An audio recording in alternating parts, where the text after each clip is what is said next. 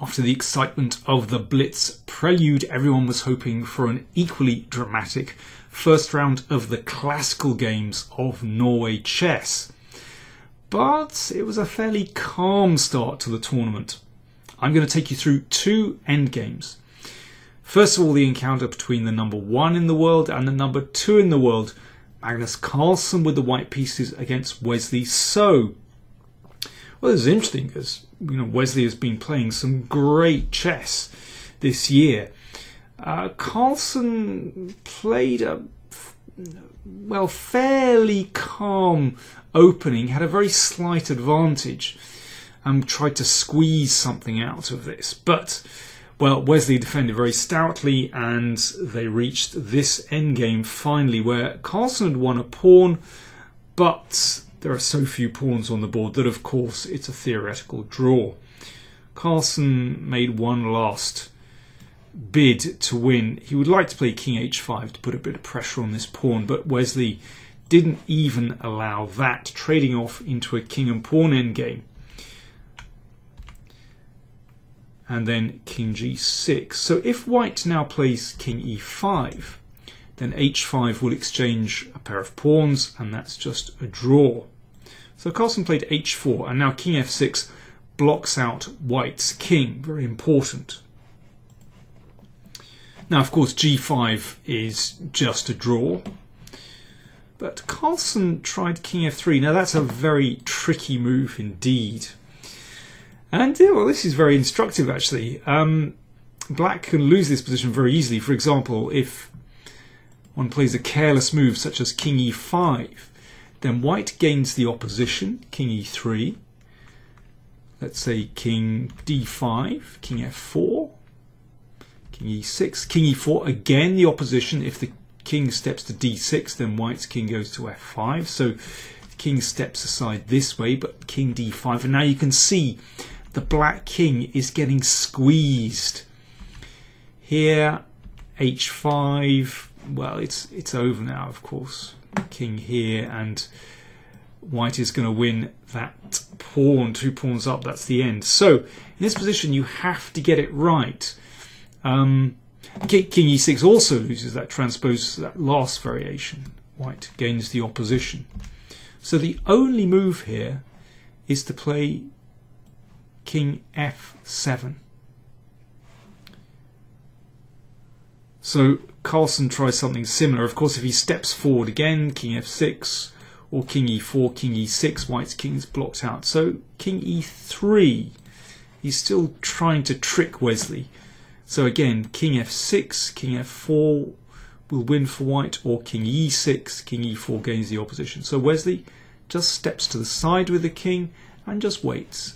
And this continued. So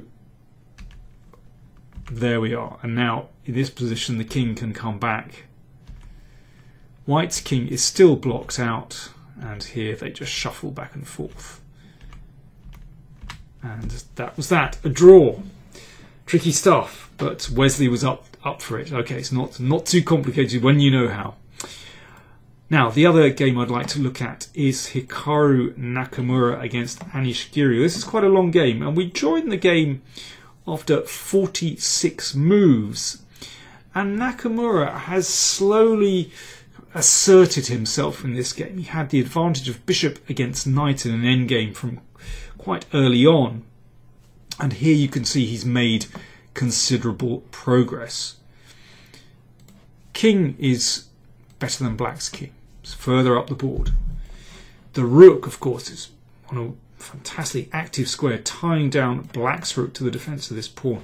White has managed to advance the pawn all the way to a6. So if that a pawn on a7 drops, then White's pawn is only 2 squares from the queening square.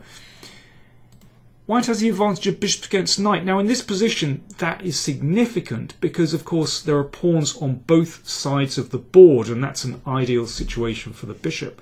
Knight is still tricky, but you know, all these elements combine and add up to the fact that White is doing pretty well here. It's not winning yet. Let's just look at bishop takes knight. It's very important one recaptures with the rook. and that keeps white's king shut out.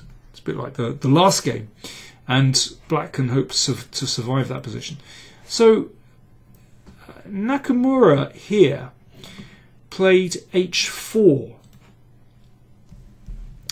Typical kind of squeezing move. These pawns are all on light squares, same colour as the bishop, and so if these pawns get fixed on those squares, then later on the bishop might be able to swoop in and take those pawns. And it just brings that pawn closer to the queening square as well. So typical squeeze move. And here Giri blundered. It's very tough. You've been defending for a couple of hours, and you're not quite sure where white is going to try and break through. He should move the knight to maybe c5, b6, perhaps f6. Let me just show you the kind of dangers that black faces. Let's play knight f6. To be honest, I think knight b6 or knight c5 might be better. But let me have a look at knight f6. So a check. The king goes back. So we've forced the king back, and then rook b8. So this is one of the big ideas, to bring the rook to b7 and try to force an exchange under favourable circumstances. And for example, that could happen here. Rook b7. Now, again, black should just wait here. But let's look at what happens if rook takes. Now, the king comes back to stop the pawn. And now this gives an illustration of how strong the king and bishop in combination are, because that bishop controls important squares from the knight. And, well, the king is about to cruise in and take these pawns. And that bishop can still take care of that pawn, even though it might have to sacrifice itself for that pawn. Well, the king is going to go in. And it's important that, after you take these pawns, then that pawn is actually not far from the queening square. That's roughly, one of the strategies that white can play for.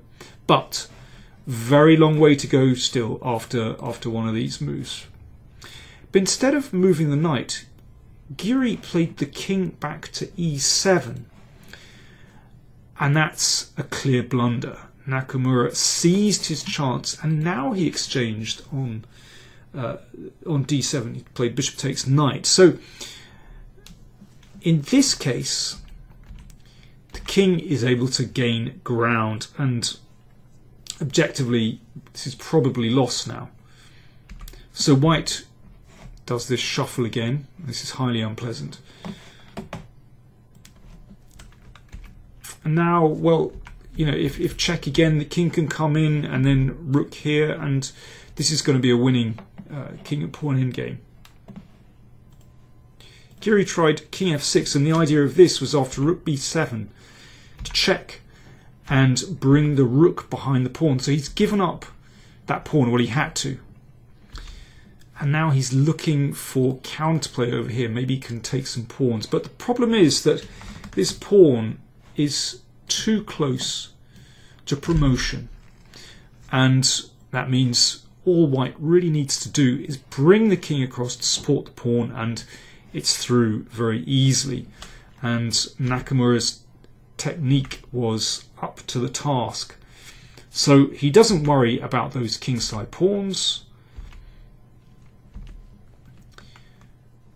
Now, of course, if black had taken straight away, then the rook simply, well, in fact, in this position you can actually play a7. That wins straight away, because after rook here, there's a check. But what Giri does first is put the king in a poor position in front of the pawn. Nakamura just repeated moves in order to get to the time control. So it's in front of the pawn, and then he takes here. But this is actually a very simple task. And that puts the king on a very poor square.